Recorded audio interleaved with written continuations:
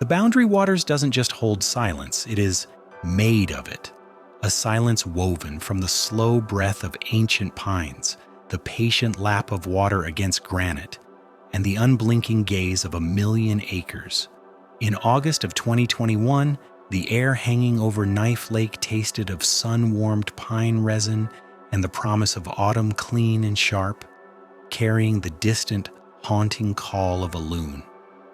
It was a sound that, for Emma Hartley, signified peace, a profound connection to a world she understood better than any city street.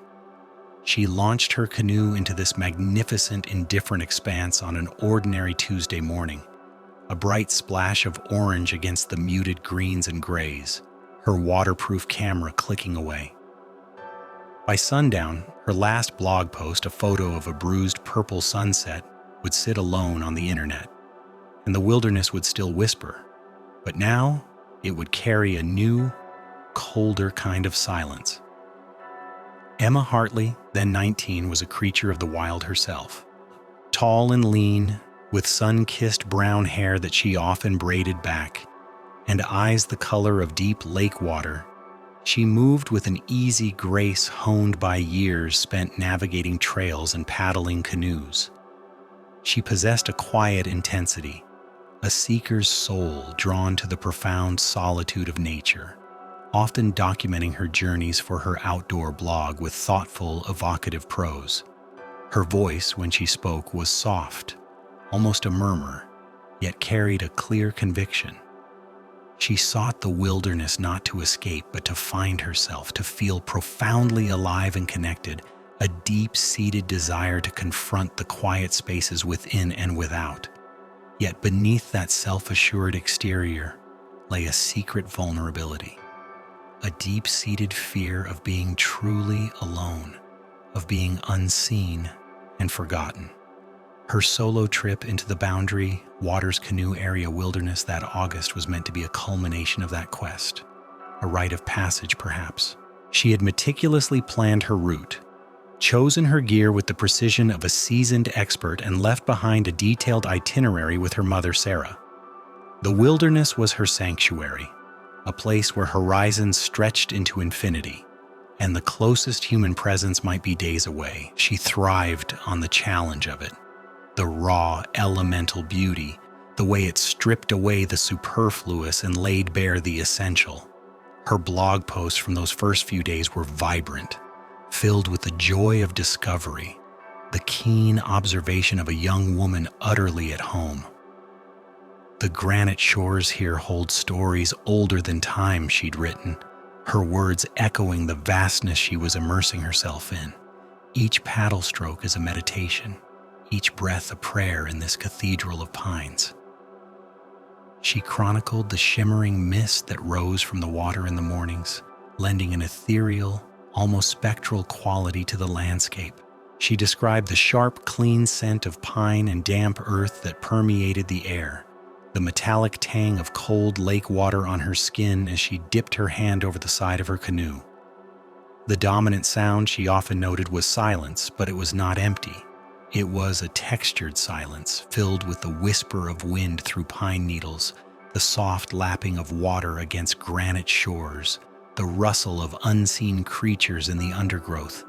These were the sounds that, for Emma, once a balm, a symphony of peace, were now becoming something else entirely in the memory that would later haunt those who knew her.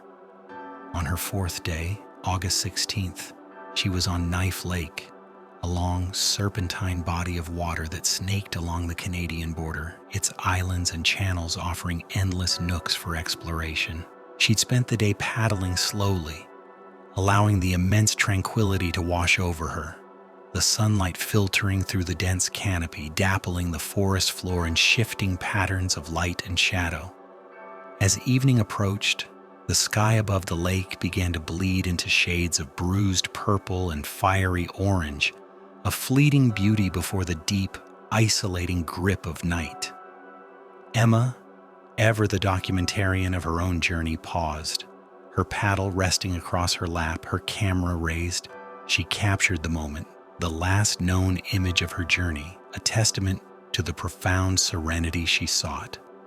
Later that evening, from a remote campsite, she managed to get just enough signal to upload the image to her outdoor blog, a simple, poignant caption accompanying it, "Finding myself in the silence." Then, nothing. The silence Emma had so cherished became absolute, impenetrable. Her mother, Sarah Hartley, a woman whose once vibrant spirit had been dulled by absence, knew something was wrong when Emma missed her scheduled check-in call. Sarah, in her mid-40s, had learned to live with a constant phantom ache for her lost daughter, even before the loss was confirmed. Her movements became hesitant, her eyes quick to tear. Fueled by a mother's instinct that screamed of trouble, she immediately alerted authorities, triggering a frantic, desperate search that would stretch on for 6 agonizing weeks. The Boundary Waters, in its indifferent way, quickly revealed its true nature. 1,000,000 acres of interconnected lakes and rivers, a labyrinth of islands and portages, a landscape that can swallow you whole, leaving no trace. Search parties, a grim, determined procession of park rangers, local law enforcement, and volunteers fanned out across the vast expanse, their voices echoing fruitlessly over the water. Helicopters crisscrossed the sky, their rotors disturbing the ancient quiet, while ground teams meticulously combed shorelines and islands battling dense undergrowth and treacherous terrain. The air, which had once carried the sharp scent of pine, now held the metallic tang of fear, the heavy scent of unsaid prayers. Days bled into weeks. The initial optimism, a thin veil over mounting dread, began to fray. And then a breakthrough of sorts, one that only deepened the mystery. Emma's overturned canoe was discovered. It lay partially submerged near the Canadian border, a stark splash of red against the muted greens and grays, utterly alone in the vast expanse of water. Investigators found her waterproof pack intact, lashed securely to the canoe. Inside were her phone, still charged, her food, her dry clothes all untouched. There were no signs of struggle, no indication of an accident, no capsized gear floating nearby. And most chillingly, there was no body. No, just the empty canoe, a silent sentinel to an unbearable absence. The discovery only intensified Sarah's anguish. Her hope, once a fragile ember, now threatened to consume her. She spoke with a raw, emotional honesty, her voice often wavering between the desperate hope that Emma was simply lost, disoriented, waiting to be found, and the dawning terror that something far worse had happened. She clung to the thought that Emma, her resilient, wilderness-savvy daughter, could survive anything. Yet the evidence offered no comfort, only deepening the agonizing uncertainty. As September gave way to October, the fierce reds and golds of autumn painted the maples a fleeting beauty before the brutal, isolating grip of winter. The air grew colder, the lakes began to churn with an icy wind, and the days shortened dramatically. The vastness of the wilderness, once a source of Emma's peace, became an insurmountable obstacle for those searching for her. Investigators, their faces etched with weariness and a growing despair, were forced to halt the active search. The sheer scale of the Boundary Waters, its untamed wildness, had won. The case went cold, a haunting question mark against the backdrop of Minnesota's rugged beauty.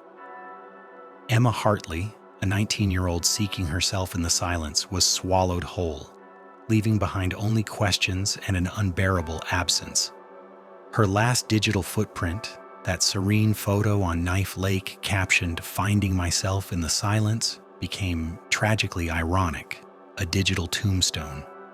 The wilderness, in its unblinking observation, held its secrets tight, and the world moved on, leaving Sarah Hartley and a handful of dedicated officers to contend with the profound, crushing silence of 3 agonizing, empty years. 3 years where the wind still whispered through the pines and the water still lapped against granite shores, but no one heard Emma Hartley's voice. 3 years. 3 long, silent years where the wind still whispered through the pines, and the water still lapped against granite shores, but no one heard Emma Hartley's voice. The vastness of the boundary waters had held its secrets, allowing the seasons to turn, painting the maples in fierce reds and golds, then stripping them bare for the brutal, isolating grip of winter, only to bud green again with the promise of spring. The world had gone on, forgetting Emma, or at least learning to live with her absence, but the wilderness, in its indifferent way, was not finished. Then, the impossible happened.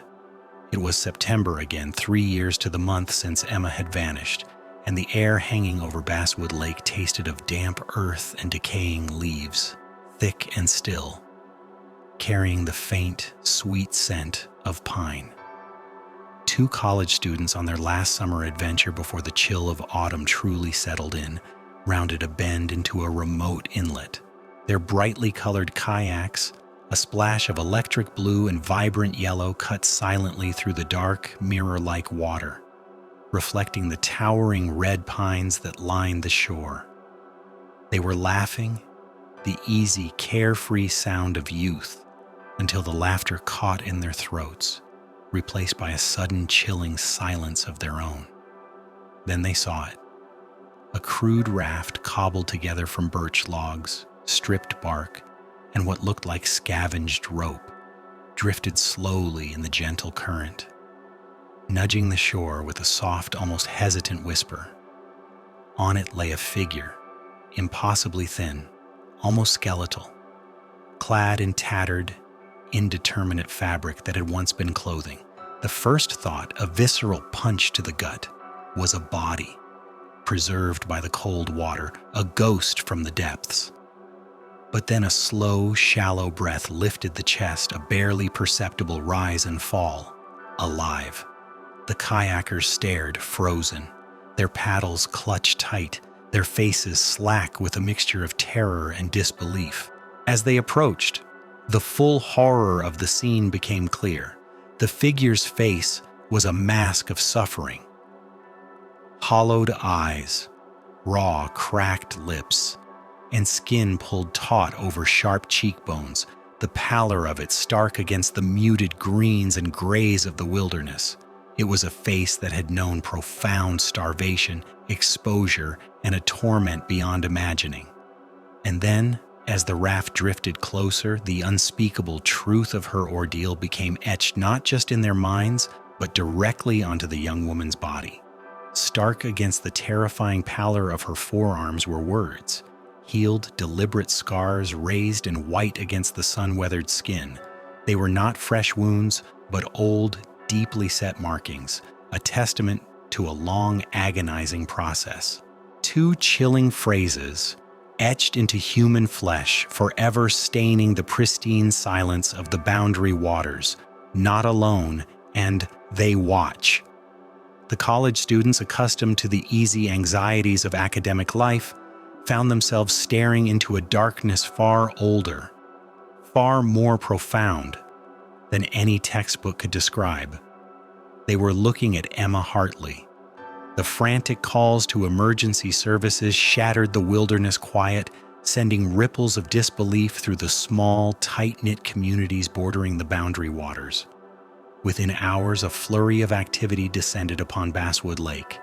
Emma was airlifted out, a spectral presence on the stretcher, her body a testament to the sheer, stubborn will to survive, yet her mind locked in a profound, unresponsive silence. At the nearest hospital, she was immediately placed in intensive care. Doctors worked around the clock, battling severe malnourishment, dehydration, and the myriad infections that preyed on her weakened immune system. Her body, though a miracle of endurance, was on the brink of collapse. But it was her mental state that truly baffled them.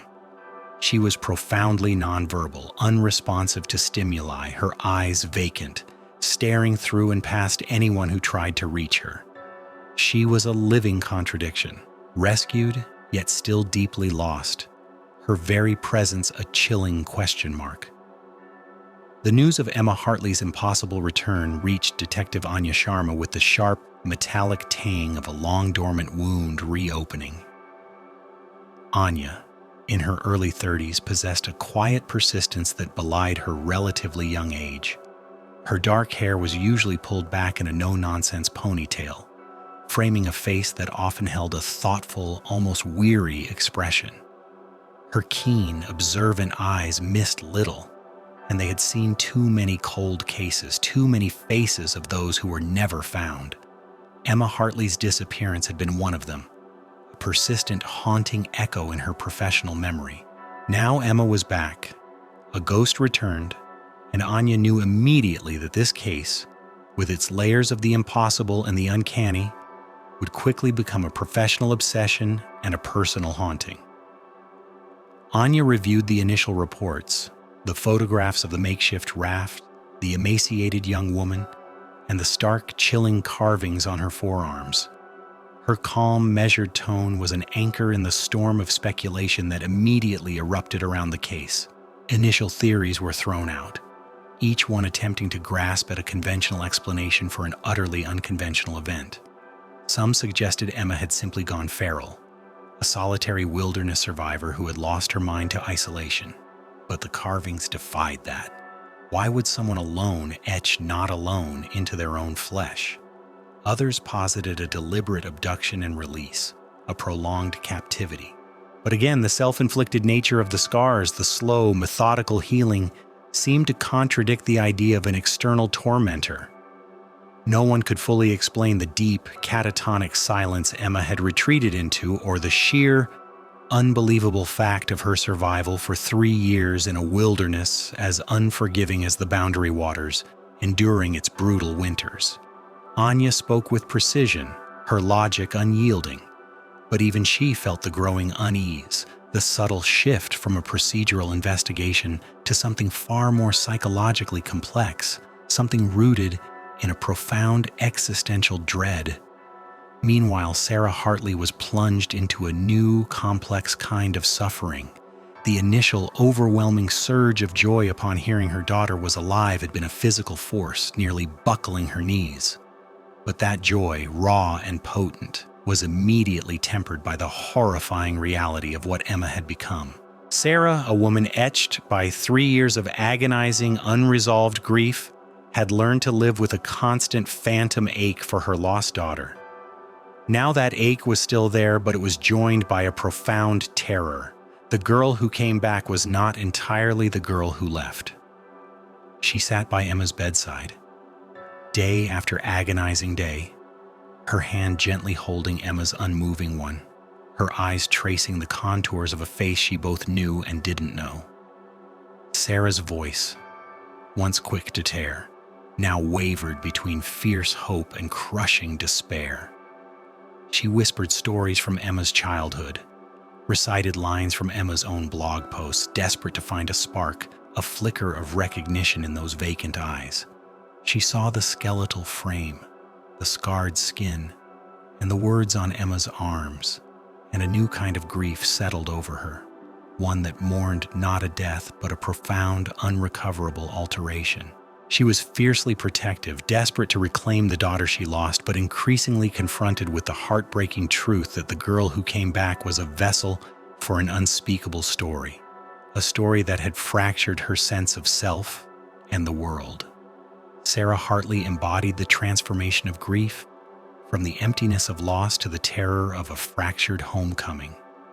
Weeks bled into months in the sterile hospital room. Emma remained a silent enigma, her brain scans showing no physical trauma, suggesting the damage was purely psychological, a fortress built against an unimaginable memory. The medical team continued to monitor, to probe gently, to search for any sign of a breakthrough, any crack in the wall of silence. Emma ate, she slept, she endured, but she did not speak. Then, the wilderness began to reassert its hold even within the confines of the hospital. It began subtly, an almost imperceptible shift in Emma's otherwise catatonic state. One afternoon, a nurse had left a television on, tuned to a nature documentary featuring the serene beauty of northern Minnesota. The camera panned across a glassy lake framed by towering pines, and then a sound. The distant, mournful wail of a loon echoed from the speakers.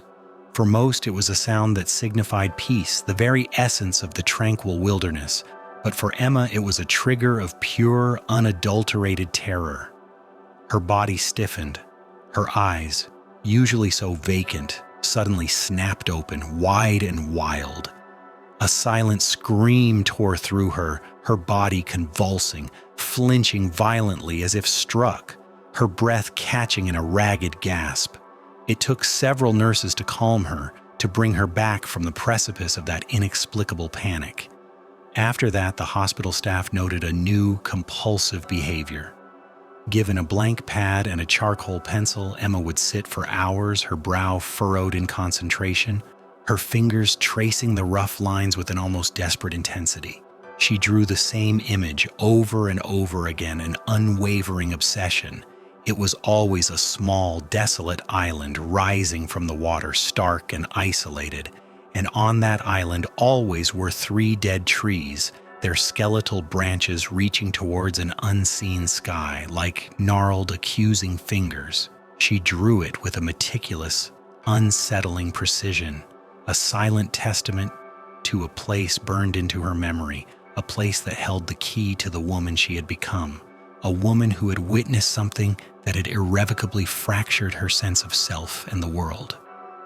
Emma Hartley was back, but the silence she had sought had found her, and it had fundamentally changed her, leaving behind only the haunting echoes of a profound and ancient terror. The terror of the loon's cry, the violent, wordless recoil, had been a stark, chilling revelation for the medical team.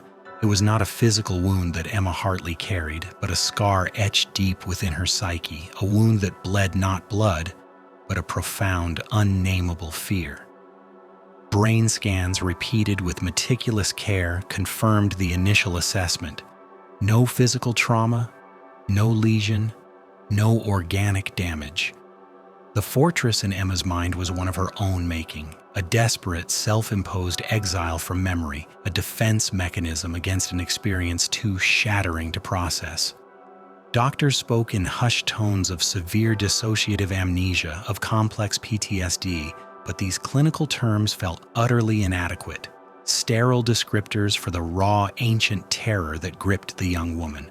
Her nonverbal state persisted, a stubborn, impenetrable silence that no coaxing, no gentle therapy could breach.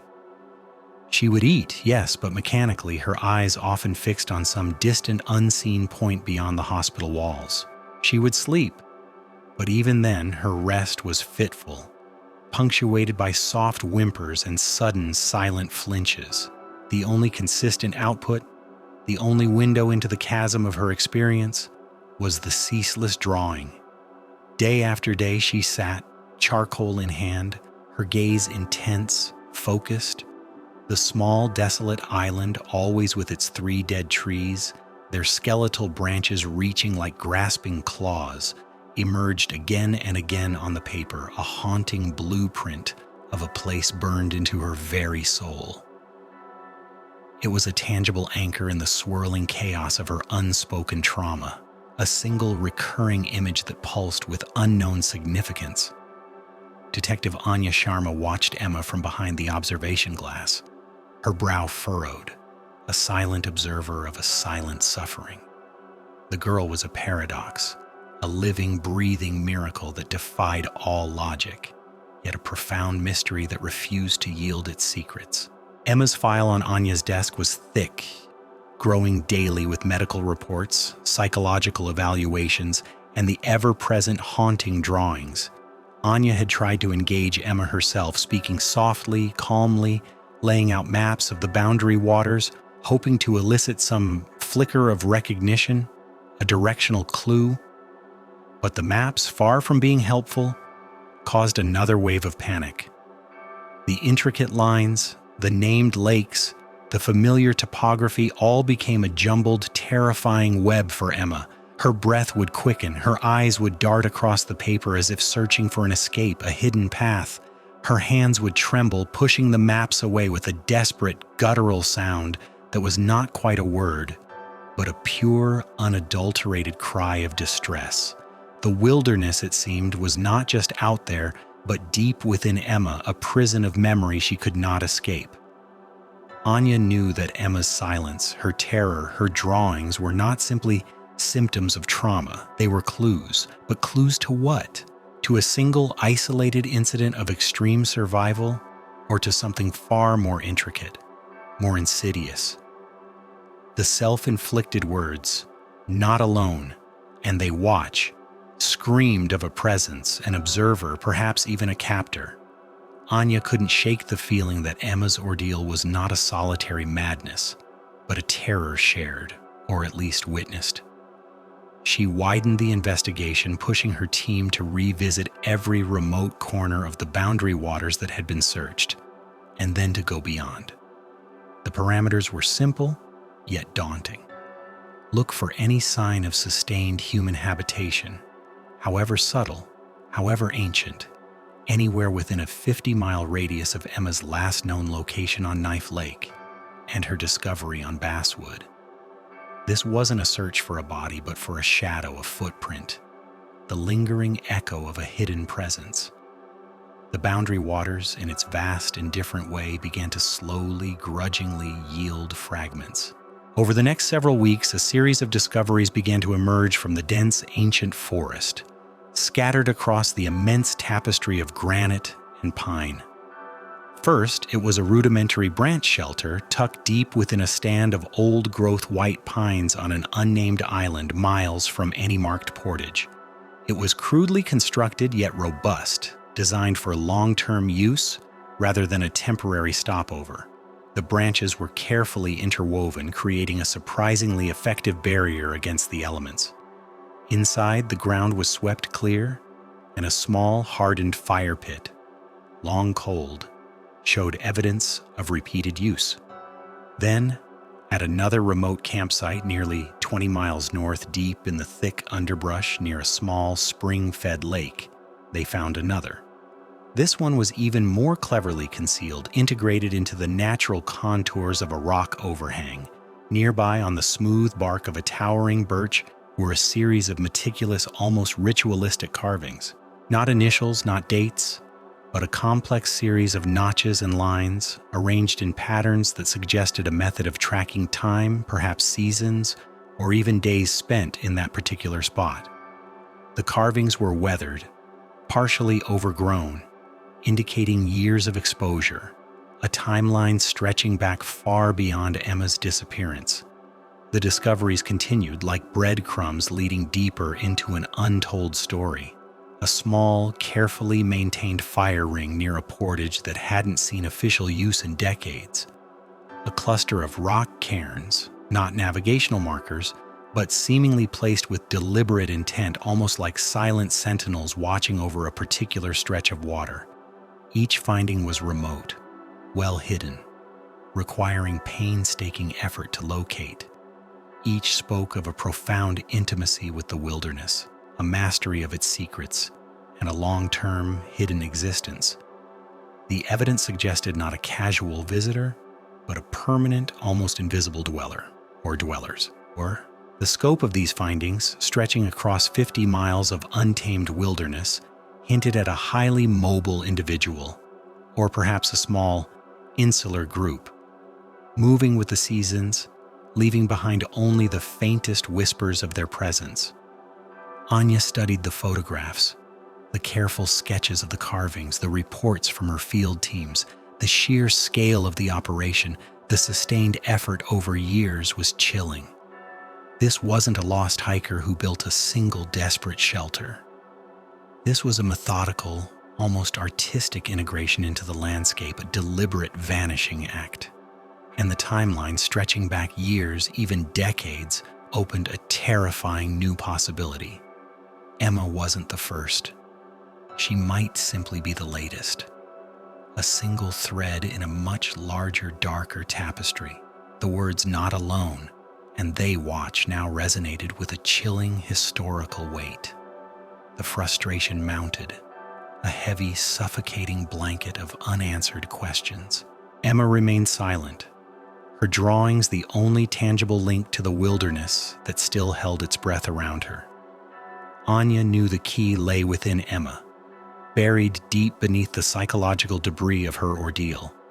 She needed a way in, a crack in the fortress. The breakthrough came unexpectedly, not from a conscious memory, but from the depths of Emma's tortured sleep. The hospital had initiated specialized sleep studies, monitoring Emma's brain activity, hoping to find patterns, any neural pathways that might offer insight. Electrodes traced the silent landscape of her sleeping mind, recording the subtle shifts, the restless currents. For weeks, there was nothing but the expected signs of profound trauma, disturbed REM cycles, abrupt awakenings, the telltale spikes of anxiety. Then, one night, in the quiet, sterile hum of the sleep lab, a faint sound stirred the stillness. A sound so soft, so fragile, it was almost missed by the monitoring equipment, a mere whisper against the backdrop of her shallow breathing. The technician, reviewing the audio logs the next morning, isolated it, amplifying the barely audible utterance. They played it for Anya, a hushed, almost reverent act in the cold light of the control room. It was Emma's voice, thin, reedy, a sound like dry leaves skittering across rock, barely more than a breath. But it was there. And she was speaking. Not words, not sentences, not a coherent narrative, but a series of seemingly random numbers repeated over and over like a broken record, an incessant, desperate plea from the abyss of her unconscious mind. 48.0593 north. A pause, a ragged breath, then again. 90.7142 west. Another pause, another whisper barely audible. 48.0593 north. 90.7142 west.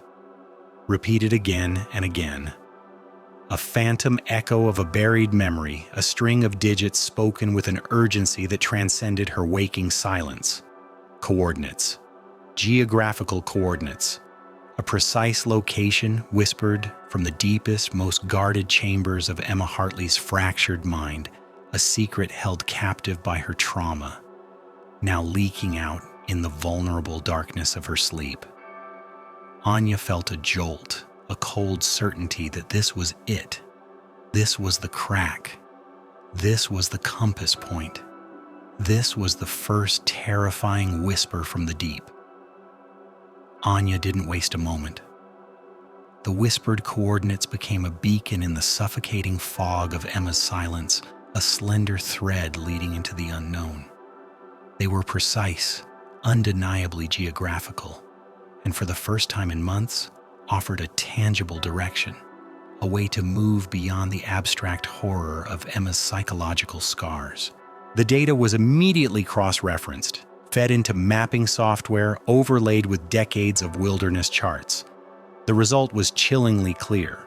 The coordinates pointed to a location deep within the boundary waters, a place far from established trails, far from any regularly patrolled routes, and utterly absent from any modern recreational map. It was a blank spot swallowed by the wilderness, a place that, according to official records, simply ceased to exist. Within hours, a specialized search team was mobilized. Detective Sharma, driven by a cold, relentless certainty, insisted on leading the expedition herself. Her gut told her this wasn't just another search, not for a lost body or a fleeting clue. This was a descent into the heart of the mystery, a journey into the very silence that had consumed Emma Hartley. The team, a mix of experienced wilderness rangers and tactical officers, moved with grim purpose, their faces set against the vast indifference of the landscape. They left the buzzing hum of civilization behind, trading it for the whisper of wind through pine needles, the soft lapping of water against granite shores, the rustle of unseen creatures in the undergrowth. Each paddle stroke, each laborious portage over ancient, root-tangled paths, took them deeper into a world that felt increasingly untamed, increasingly primordial. Days blurred into a relentless rhythm of effort and observation.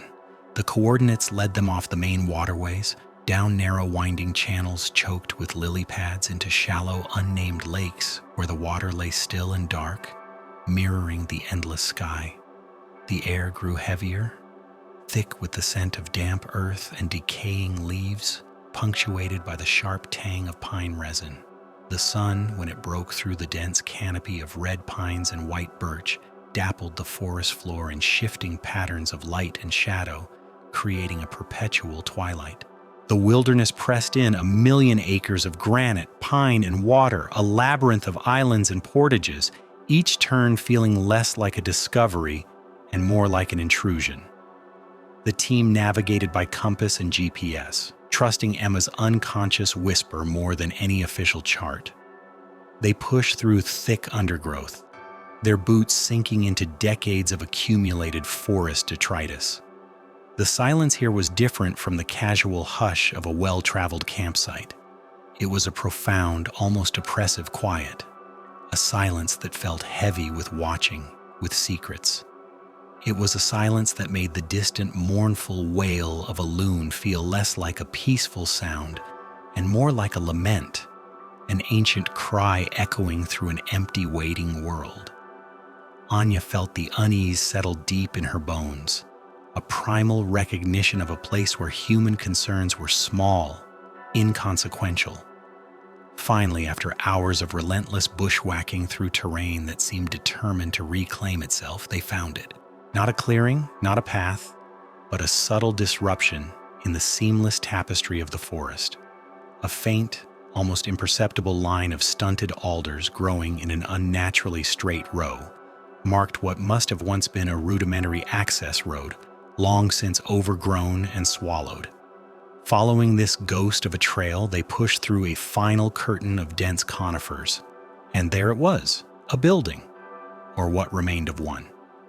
It was an old ranger station, a structure of rough-hewn logs and weathered clapboard, a relic from a bygone era, abandoned so thoroughly that it had become one with the encroaching forest. Its wooden bones were warped and gray, the roof partially collapsed, a gaping maw where the elements had carved their way in.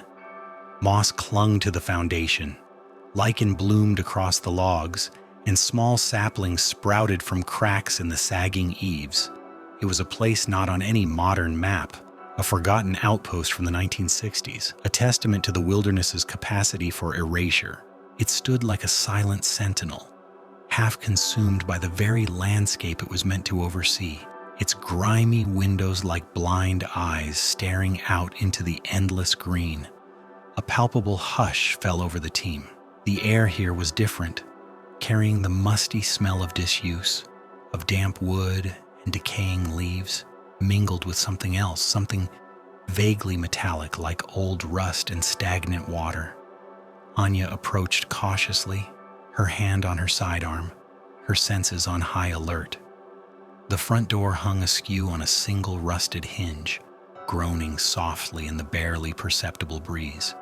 She pushed it open, and a shower of dried leaves and dust rained down. Inside, the light was muted, filtered through grimy, cobweb-laden windows, painting the interior in shades of sepia and shadow. Dust motes danced in the sparse beams, illuminating the profound neglect of decades. The air was cold, damp, and heavy, thick with the scent of mildew and decay. But as her eyes adjusted, Anya began to notice discrepancies, subtle intrusions upon the pervasive disuse.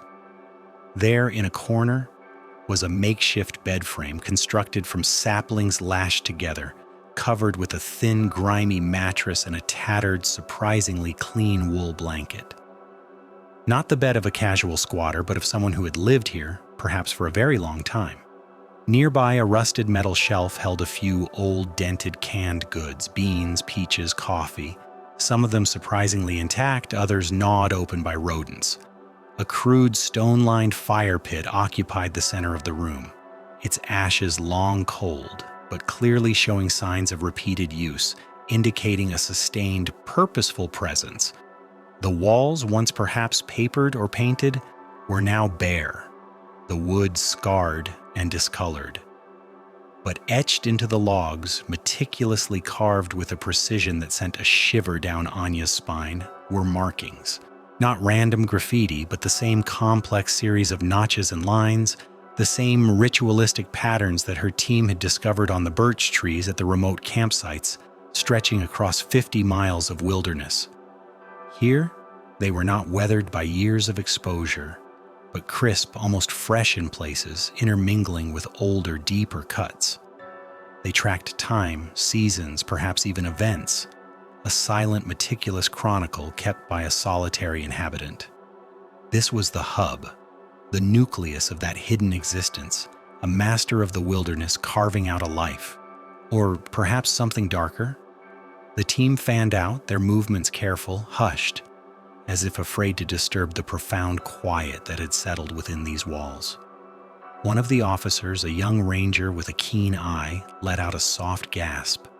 He was kneeling beside a loose floorboard near the hearth, carefully prying it up. Beneath, in a shallow, dry cavity, a collection of objects lay nestled. Not weapons, not valuables, but something far more chilling. Anya knelt beside him, her breath catching in her throat. There, carefully preserved, were journals. Not one or two, but a stack of them, perhaps a dozen or more, bound in various materials. Worn leather, faded canvas, even a few with brittle cardboard covers. They were old, some clearly ancient, their pages yellowed and fragile, but each one meticulously kept, protected from the damp and the decay. She reached for the top one, her fingers trembling slightly. It was a small leather-bound volume, secured with a thin, almost invisible piece of twine. She untied it, and the pages fell open to reveal cramped, faded handwriting. The first entry was dated in a precise, almost elegant script, August 14th, 1988. Anya's eyes scanned the first few lines, then the name at the top of the page. It wasn't the name of a ranger or an official. It was the name of a missing person. A hiker from Wisconsin, disappeared without a trace in the Boundary Waters, a case that had gone cold decades ago. A face on a milk carton, a ghost in the annals of unsolved mysteries. She picked up another journal. This one, a canvas-covered notebook, began in 1995. Another missing person, a solo canoeist from Michigan, presumed drowned, body never recovered, then another, and another. The horror expanded exponentially with each brittle page. These were not Emma's journals. These were the journals of other people. At least 12 distinct missing persons cases, dating back decades, stretching across generations of disappearances in the vast, indifferent wilderness. None of them had ever been connected. None of them had ever been solved. Their stories, their final thoughts, their last moments of lucidity or terror were meticulously recorded, collected, and hidden away in this forgotten station. Anya stood, the weight of the ancient silence pressing down on her, the musty air suddenly thick with the ghosts of the vanished. Emma Hartley was not an anomaly, not an isolated incident of wilderness survival gone wrong. She was a thread, a single horrifying thread in a much larger, darker tapestry, a pattern spanning generations. The words carved into Emma's forearms, "not alone," and "they watch," no longer referred to a single terrifying ordeal, but to a vast unseen history. The Boundary Waters, in its boundless silence, held a secret far more chilling than a simple missing person. It held a collector of lost souls, a silent observer who had watched and waited for decades, weaving a monstrous narrative of human vulnerability and untamed wildness. The discovery at the ranger station ripped through the quiet certainty of the investigation, leaving behind a profound unease. It wasn't a case of a single isolated survivor or a random act of violence, but a chilling pattern meticulously cultivated spanning generations. The journals, brittle with age and filled with the fading ink of desperate hands, spoke not of rescue, but of a slow, insidious assimilation into a twisted form of wilderness existence. Investigators worked for weeks, poring over the collected diaries, cross-referencing names with decades of cold cases, and trying to reconstruct the fractured narrative of the long-term wilderness dweller they now referred to, with grim reverence, as the Watcher. Criminal psychologists brought in to analyze the fragmented writings pieced together a prevailing theory, a horrifying portrait painted in shades of isolation and warped logic. The Watcher was not a conventional predator, driven by malice or greed. Their motives were far more insidious, born from a profound, perhaps even pathological connection to the wilderness itself. They were a master of survival, a ghost among the trees and lakes, capable of moving unseen, living off the land with an ancient, almost primal skill. The makeshift shelters, the fire rings, the complex time-tracking carvings found on trees across 50 miles. These were not random acts, but the methodical, deliberate work of someone who had made the Boundary Waters their entire world, their only community. The journals hinted at a person who had, over decades, come to view the lost and the vulnerable in the wilderness not as victims to be saved, but as components of their own strange, self-appointed stewardship. They were the protector, the keeper of souls who had strayed too far, who were swallowed by the silence. The logic, as interpreted by the psychologists, was terrifying in its simplicity. Those who became lost in the Boundary Waters were meant to be there, meant to be observed, perhaps even guided, not back to civilization, but deeper into an existence dictated by the Watcher. The carvings on Emma's arms, "Not alone," and "They watch," were not a cry for help from a captive, but a perverse affirmation, a branding of belonging. They signified a state of being, a new terrifying reality orchestrated by their unseen guardian. The entries in the collected journals, often fading into illegibility or dissolving into frantic, repetitive scrawls, spoke of initial confusion, then fear, then a slow, insidious resignation. Some described fleeting glimpses of a figure in the distance, always watching, never directly interfering until a critical moment. Others wrote of food appearing, fires being built, or rudimentary shelters materializing near their own. A constant, unsettling presence that offered sustenance but demanded a profound, unspoken submission. There were accounts of attempts to leave, always thwarted by an uncanny knowledge of the terrain, an invisible wall of deterrence that seemed to rise from the very land itself. The Watcher, it seemed, did not imprison with chains, but with the very vastness and indifference of the wilderness, subtly manipulating the lost until they too became creatures of its silence. But the journals offered no definitive answers about the Watcher's identity, no name, no clear origin story. Their own voice when present was fragmented, philosophical, speaking of the land's ancient wisdom and humanity's fragile intrusion. It was a voice that had long ago shed the trappings of modern society, becoming indistinguishable from the very wilderness it inhabited. And despite the most extensive search the Boundary Waters had ever seen, despite drones flying high above the canopy and search parties combing every inch of the forgotten ranger station's vicinity, the Watcher remained elusive. They had simply vanished, a shadow melting back into the impenetrable forest, swallowed whole by the million-acre expanse they had so intimately controlled. The wilderness, in its indifferent way, held its secrets tight, refusing to yield its most profound mystery. Back in civilization, the aftermath was a landscape of lingering questions. Emma Hartley, physically recovered from the brink of starvation, was a different kind of ghost. She had begun to speak, her voice thin and reedy, a sound like dried leaves skittering across rock. But her words offered no solace. Her memory, a fortress built against an unimaginable trauma, remained stubbornly blank beyond her second day in the wilderness. The 3 years she spent under the Watcher's peculiar stewardship were simply gone, a dark chasm in her consciousness. She could describe the taste of pine needles, the sting of cold water, the particular way the light fell through the trees, but the how, the why, the who, these remained locked away, protected by a profound self-imposed amnesia.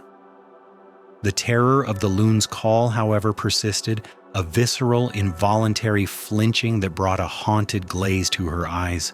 The maps of the boundary waters still triggered panic attacks, sending her back to a mental prison she could not articulate.